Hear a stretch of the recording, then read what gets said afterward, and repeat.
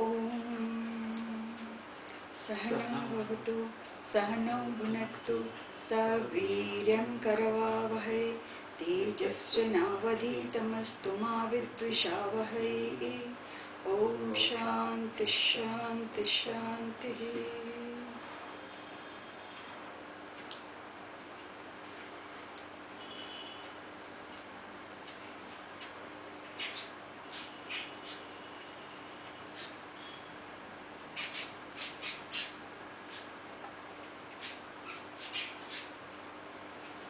The Vedas are the oldest literature in the world, oldest literature, without bringing in religiosity into it, that it is a scripture for us.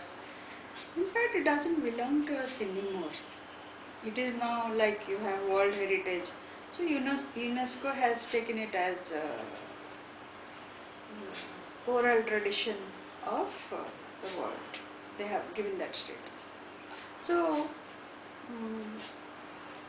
the oldest available extant, still available with us, and supposing we are in 2013 now,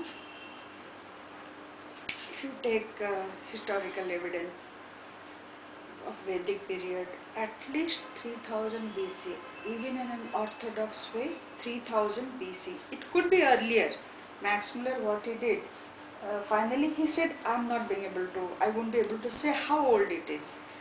And that corpus, I say Vedic corpus means in the Veda, it was compiled later. You have Samhita, mantras, then there is Brahmana, then there are Aranyaka, then there are Upanishads.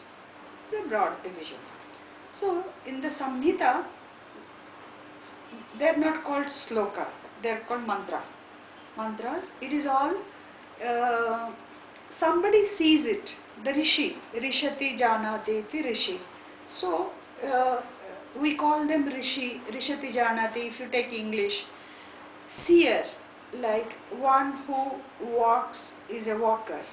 So one who sees is a seer. That is the meaning. We say seer, sages, and but that is the meaning. So there is no authorship for Vedas. They did not like Kalidasa composed Raghuvamsha. We can say that Raghuvamsha is composed by Kalidasa. Like that, we cannot say that somebody composed the Vedas. No, it is a revealed literature. It is a revealed thing. It is a revealed scripture. They saw it. They saw the mantras along with the swaras. Because we cannot interfere with it. As it is, it has been maintained without any corruption since by oral tradition since so many years. Say 5000 years will take it. Once you are beyond 1000, 2000 years, it doesn't matter whether it is 3000 years or 5000 years or 7000 years. Then, so the mantra portion, it is seen by a rishi. The rishi's name is there. And it is dedicated to a devata. It is always addressed to a devata. So when we study the Samhita portion, we have to, this is the respect we give, because it was seen by a particular rishi. So we take the name of the rishi who envisioned it, who saw it, then the devata, then it is in a particular meter. All those we'll see later. This is I'm giving you this background so you know how big is the thing and what we'll be touching. Then there are Brahmanas. Brahmana is the prose. That is the first, you could say, commentary on the Samhita portion. One could say. These definitions are not very tight. This is just for our understanding. Brahmana portion will tell how you will apply that mantra. Mantra is there, but how to apply it?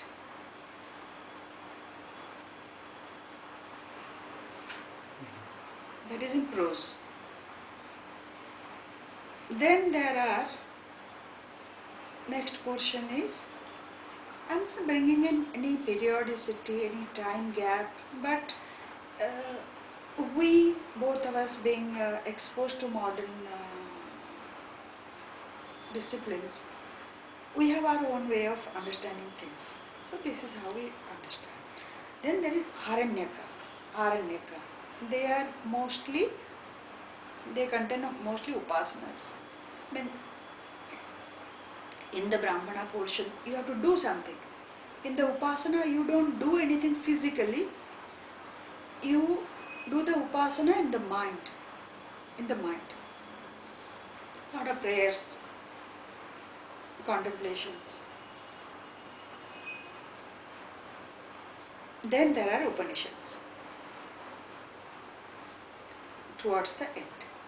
Upanishads, Vedanta will be said towards the end. Not that all the Upanishads are not at the end of the Aranyaka. No. Mostly they are, but there are few, they are in Brahmana portion. There is at least one which is right in the middle of the Samhita. I'll come to it. Then there is, this is, each Veda has Samhita, has Brahmana, has Aranyaka, has Upanishad. Then, based on the content of the corpus, when Vedavyasa compiled it, he collected all the, whatever was available in the country, then because he himself was a great seer, Vedavyasa, Mahamuni. So, all that had hymns, the suktas, they are in the Rig Veda. All the prose, they were in Yajurveda, which is mostly about rituals, fire rituals. How the Samhita is to be applied. That is one kind of interpretation. Then, so Shukla Yajurveda, Krishna Yajurveda got bifurcated to Krishna Yajurveda and Shukla Yajurveda. In fact, Krishna Yajurveda was the Yajurveda. When Yajnavalkya moved away from Vaisampana because of some differences, then he propitiated sun god, and then whatever Vidya he got is Shukla Yajurveda. Then we have Samaveda. Samaveda is mostly around 90% taken from the Rig Veda, but set to tune, set to swara. The Indian music is based on Samaveda. Samaveda has five swaras, pentatonic. Then from there, Indian music has evolved. Then we have Atharva Veda. Atharva Veda is not used in the rituals. When you study Atharva Veda, there is nothing that can be used in the ritual. It is mostly magic and spells. So there are these, try to hold it in your mind. There are the two kinds of division. One is each Veda has Samhita, Brahmana, Aranyaka and Upanishads. Then we have 4 Vedas based on the content, the homogeneity. Rig, Yajus, Sama and Atharva.